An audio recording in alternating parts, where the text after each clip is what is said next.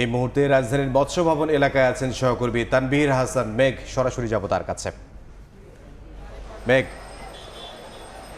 যতক্ষণ পর্যন্ত ঢাকা দক্ষিণ সিটি কর্পোরেশন মেয়র পদের দায়িত্ব ইশরাক হোসেনকে বুঝিয়ে দেওয়া হবে না, ততক্ষণ পর্যন্ত এই আন্দোলন চলবে বলে হুঁশিয়ারি দিয়েছেন এখানকার যে ইশরাক সমর্থকরা রয়েছে, তারা তেমনটাই বলছেন। এবং সকাল থেকে আমরা দেখেছি নগর ভবনের পাশাপাশি আজ কিন্তু টানা সপ্তম দিনের মতো তারা রাজপথে অবস্থান করছে। তবে আজ তারা নগর ভবনের পাশাপাশি রাজধানীর যে মৎস্য ভবন এলাকা রয়েছে সেই এলাকায় তারা অবস্থান নিয়েছে। সকাল থেকে তারা মুহুর্মুহুর স্লোগানে পুরো এলাকায় উত্তাল করে রেখেছে এবং তারা বারবার একটি কথাই বলছে যে যতক্ষণ পর্যন্ত তাদের দাবি আদায় হবে না ততক্ষণ পর্যন্ত তারা রাজপথ থেকে তাদের নিজ গন্তব্যস্থানে ফিরে যাবে না। একটু জানিয়ে রাখতে চাই যে এদিকে কিন্তু আজ হাইকোর্টের যে একটি রায় হওয়ার কথা ছিল সেই রায় কিন্তু হয়েছে এবং দক্ষিণ সিটি কর্পোরেশনের মেয়র হিসেবে বিএনপি নেতা ইশরাক হোসেনকে শপথ না পড়ানোর নির্দেশনা চেয়ে রিটের শুনানি পিছিয়ে কিন্তু বৃহস্পতিবার ধার্য করেছে হাইকোর্ট। তার প্রেক্ষিতেই তারা বারবারই বলছে যে যেহেতু আগামীকাল আবার রায় পিছানো হয়েছে সেই জায়গা থেকে তারা আজকে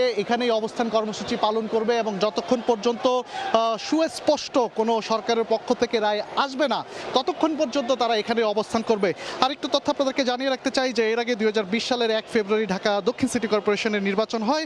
আওয়ামী লীগের প্রার্থী শেখ ফজলে নূর তাপস মেয়র তখন নির্বাচিত হন এবং সেই সঙ্গে একই বছরে 2 ফেব্রুয়ারি ভোটের ফলাফলের গ্যাজেট প্রকাশ করে নির্বাচন কমিশন শপথ নিয়ে দায়িত্ব পালন করে আসছিলেন তাপস। ওই নির্বাচনে অনিয়ম ও দুর্নীতির অভিযোগ তুলে ফল বাতিল চেয়েই কিন্তু 2020 সালের 3 মার্চ কিন্তু মামলা করেন ইশরাক। তারই প্রেক্ষিতে কিন্তু এই ধারাবাহিকতায় গত এক সপ্তাহ যাবত অর্থাৎ আজকে সহ টানা এক সপ্তাহ কিন্তু এই যে ইশরাক সমর্থকরা রয়েছে তারা এই রাজপথে অবস্থান করছেন। তবে একটু জানিয়ে রাখতে চাই এই যে তারা মৎস্য ভবনে অবস্থান নিয়েছেন এর ফলে কিন্তু সাধারণ যে সকল মানুষরা রয়েছেন তারা কিন্তু ভোগান্তিতে পড়েছেন এবং সেই সঙ্গে এই মৎস্য ভবন এলাকার আশপাশে যে সকল এলাকাগুলো রয়েছে সেখানে তীব্র যানজট সৃষ্টি হয়েছে।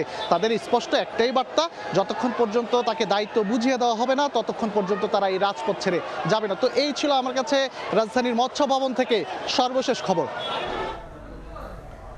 মৎস্য ভবন এলাকা থেকে সহকর্মী তানভীর হাসান মেঘ।